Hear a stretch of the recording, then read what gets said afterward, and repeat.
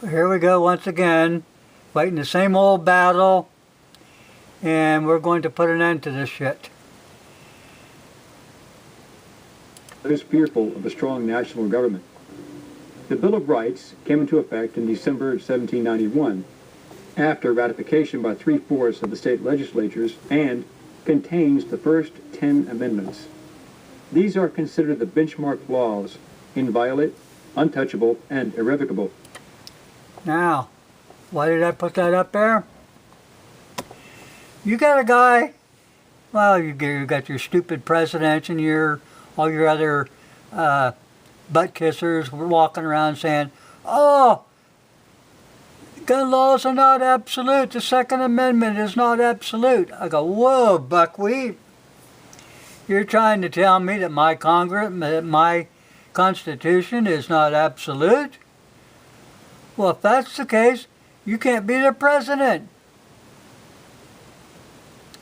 Don't listen to these damn nitwits.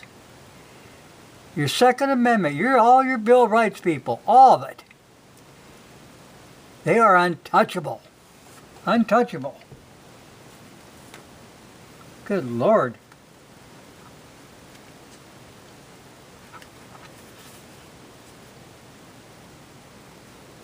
You know, on every question of construction, let us carry us back to when the Constitution was adopted. Recollect the spirit manifested in the debates, and instead of trying what meaning can be squeezed out of the text or invented against it, confirmed to the probable one which was passed.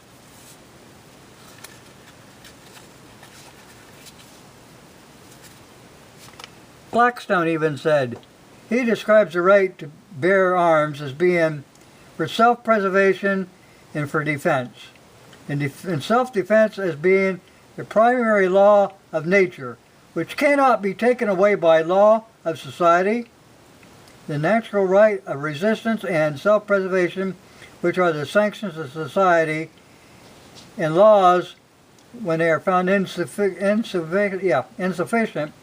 to restrain the violence of oppression.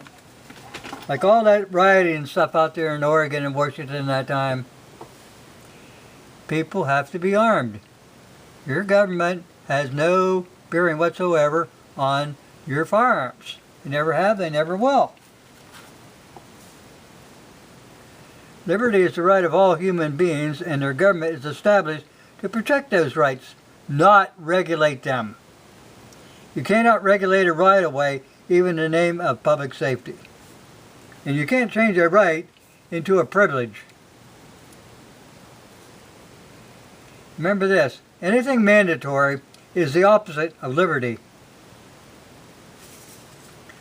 The Second Amendment to the United States Constitution ratified and preserved for every citizen the right to keep and bear arms, and, moreover, that neither Congress or any other instrument of the federal government can infringe upon that right.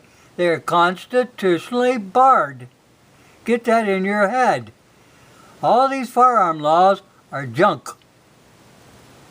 All of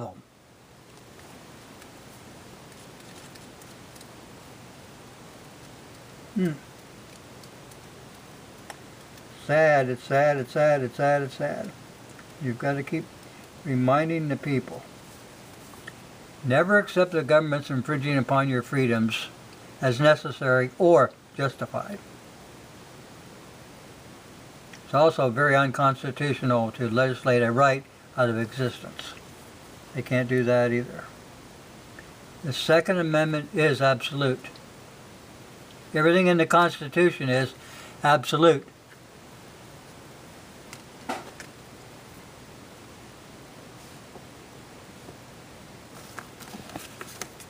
Problem is we have absolutely the dumbest people in the world running the show. That's what's absolute.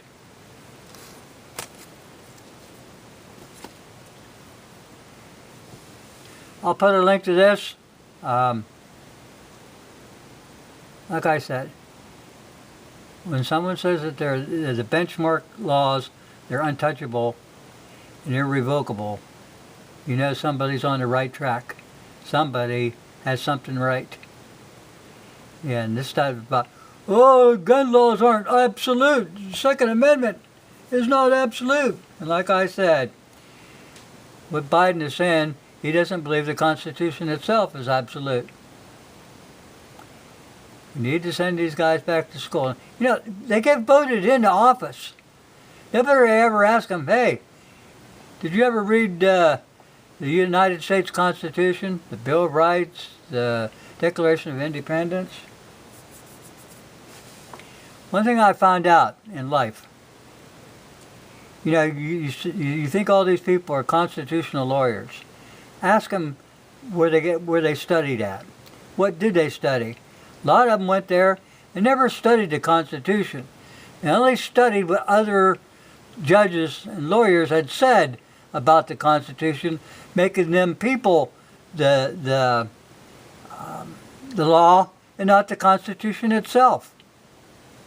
I'm going to say that again. These people going to school and didn't study the Constitution.